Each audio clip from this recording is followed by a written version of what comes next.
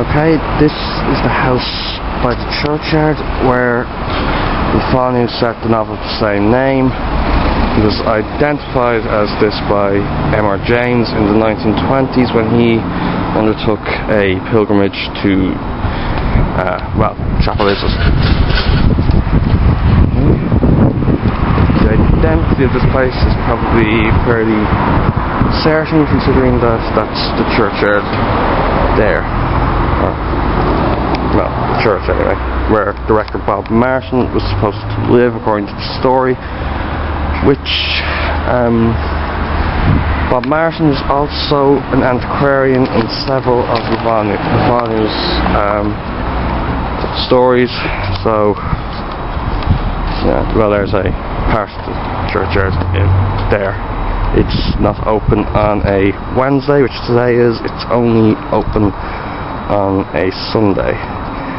Fanu set a number of stories in Chapel Isis, which was where he spent most of his childhood. Just gonna turn off for a minute and cross the road.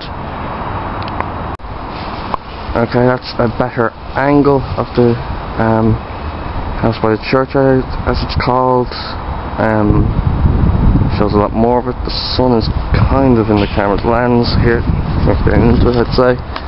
So we just turn around here and get a slightly better view of the church. And now I'll go across the road and see if I can get a better view of the churchyard from Phoenix Park. Okay, and here we have a slightly better view of the church where the fictional Bob Martin worked in Fanu's novels. See if I can get a bit of the churchyard itself. The view's not great, some graves might be just about visible there. The character of Bob Martin, as I said earlier, was an antiquarian, and he is credited as the collector of several of bits of local folklore in Fanu's stories, particularly some gossip about Chapel Isis and ghost stories of Chapel Isis. Okay,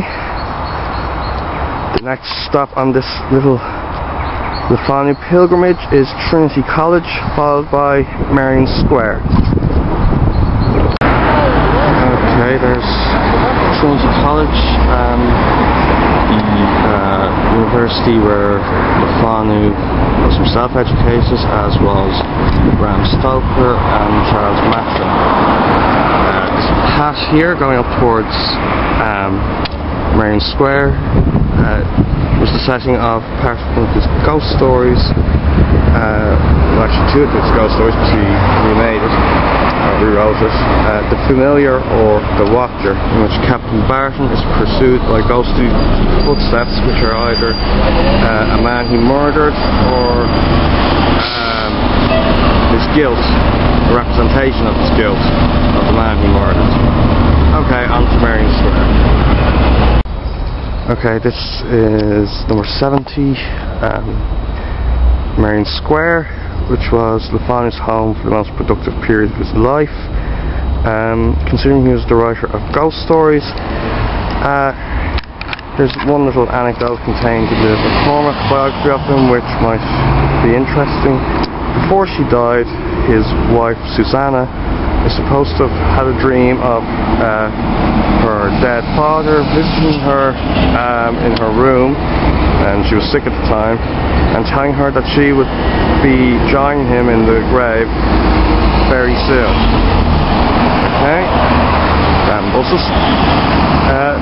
Marion Square itself is home to quite a large, well, was home to quite a large number of writers in the 19th and early 20th centuries. It is a major Dublin Georgian square, and the writers who were here are often, or public figures of course, are often commemorated by plaques. There's one on number 70 there, aside from the Arts Council sign. I'll see if I can zoom in, get a view of it. Alright, that's a bit blurry, so I'm going to just cross the street. and it's better chocolate. The ghost story, which Fanu, or which Fanu's wife, or the ghost of Fanu's wife is supposed to have seen after the father, has been worked into the house by the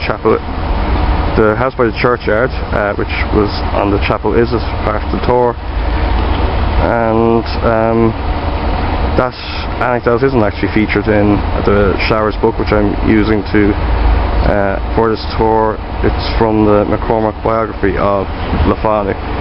Okay, I'm going to go across the street and get a close-up of that plaque. Okay, there's the plaque. Let's see, there's a good close-up. Okay, it says Joseph Sheridan Fanu, 1814 to 1873, writer, lived here. It's the only real commemoration to him in Dublin and was put up by Dublin and East Tourism. The building is now the Arts Council, so it's Dublin East Tourism commemorating J.S. Fanu. Okay, next stop for me is Mount Rome Cemetery. But next stop on this, from the way I'll be editing this little pilgrimage video, will be the Bleeding Horse. Okay, the Bleeding Horse is mentioned in J.S. Fanu's Cock and the Anchor, and it is included on the J.S. Fanu tour. There are two noteworthy things about this pub. It has a quote on its doorstep from J.S. Fanu, and it has a picture of him inside. I'll head in there and have some lunch myself, and well, that's that. Down in that direction is Angel Street, where Fanu sent a ghost story. There's nothing particularly relevant in the streetscape there, so I'm only going to mention it. I also didn't include Dominic Street on this tour for pretty much the same reason. There's nothing still standing which relates to Fanu. Okay, the Bleeding Horse has a quote from a J.S. Fanu novel on its front or side door entrance. It's a bit faded there. It says 2 horsemen rode off to the Bleeding Horse, Joseph Sheridan Fanu, the Cock and the Anchor. I'm in the way, so I'll just move on. There's a picture of him inside. Taken inside the Bleeding Horse is J.S. Fanu himself.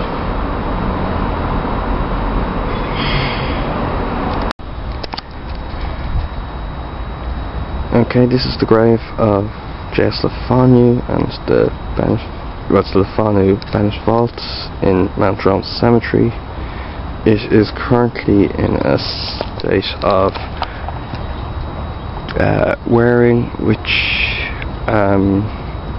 is kind of sad, which means that Fanu's burial place is virtually unmarked.